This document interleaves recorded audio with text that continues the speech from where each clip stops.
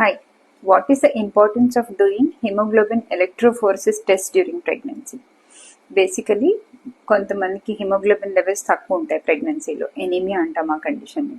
అయితే most common cause is nutritional deficiency, అంటే iron deficiency కానీ, ఫోలేట్ డెఫిషియన్సీ, B12 డెఫిషియన్సీ, మన ఫుడ్ వల్ల న్యూట్రియం డెఫిషియన్సీ వస్తే అది ఎలా ఉంటాం. And it is correctable. The something called hereditary anaemias, అంటే సికిల్ సెల్ ఎనీమియా, థెలసీమియా అనేవి ఏంటంటే జెనెటిక్గా మన పేరెంట్స్ నుంచి మన ఇన్హెరిటెడ్ జీన్స్ వల్ల బ్లడ్ సెల్ ఫార్మేషన్ సరిగ్గా జరగదు.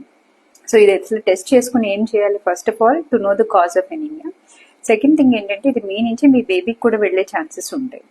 ఈ థెలసీమియా ఏదైతే ఉందో మేజర్, ఇంటర్మీడియట్, మైనర్ అని 3 రకాలుగా డివైడ్ చేస్తాం.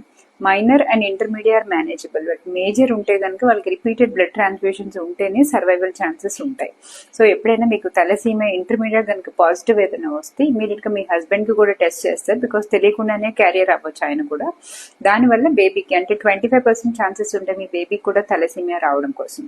అందుకోసమైనా టెస్ట్ చేస్తారు. Please to get the test done and to prevent thalassemia in the future generation. For more queries, you can contact your doctor. This is Dr. Shamla, gynecologist, Cloud9, Kompally.